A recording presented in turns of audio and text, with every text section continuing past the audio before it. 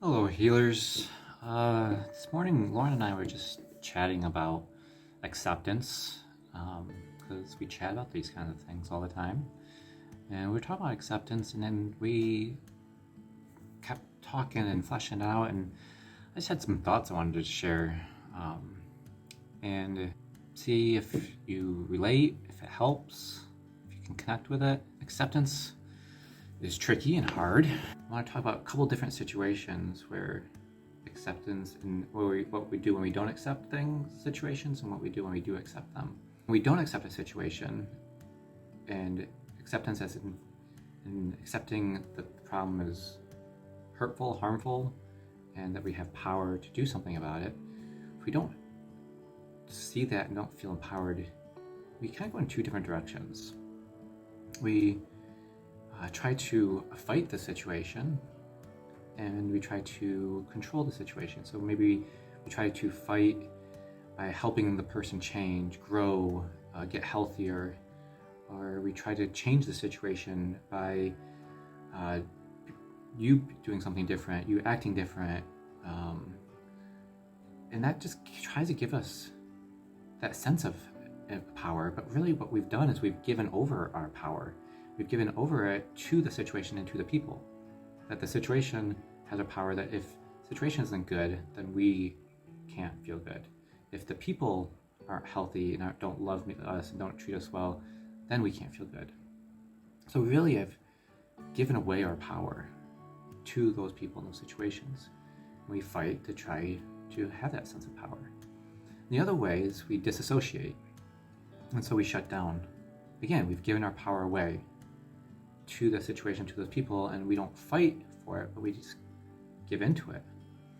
And so a couple of things that we might do in this situation, just shut down, give up, and just feel the lack of power.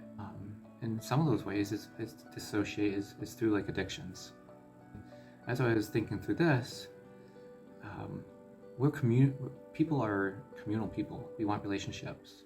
In these situations, we realize that we can't control them. We can't fight, control people, control situations, or to get our needs met. So we shut down and try to get our needs met a different way, find safety a different way, have a sense of empowerment. So maybe like addictions. Like I started thinking about addictions. Like a lot of addictions start as teenagers, and so if you can't have that connection through a family, start smoking. Who do you smoke with? You smoke with friends. Who do you get high with? You get high with friends. Who do you drink with? You drink with friends.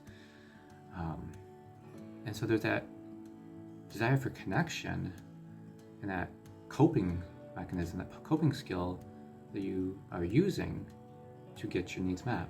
And even with like porn, it's a way of getting your needs met without having to ask for those needs to be met. Very common in dysfunctional families is you don't offer those needs, because offering needs or asking for needs to be met means you're going to get hurt, rejected, or minimized. And so those are two ways that we give over our power, and we don't acknowledge the power that we have. But if we are able to accept the situation and live out of that acceptance, we are able to realize that we do have power. We do have agency. We do have choice.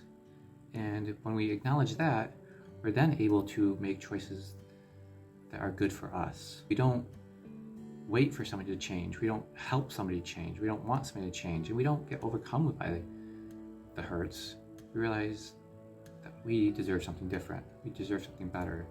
And when we can accept that our safety and our empowerment is not in somebody else's hands, but it's in our hands, then we can take action.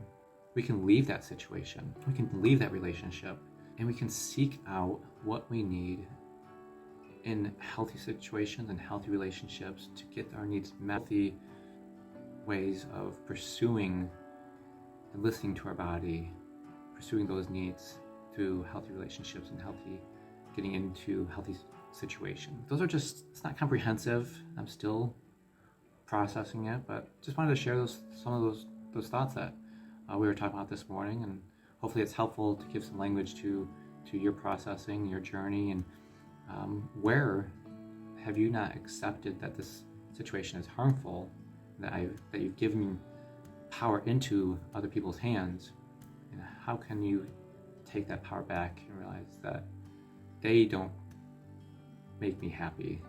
They're not the ones that make me happy. The situation isn't what makes me happy.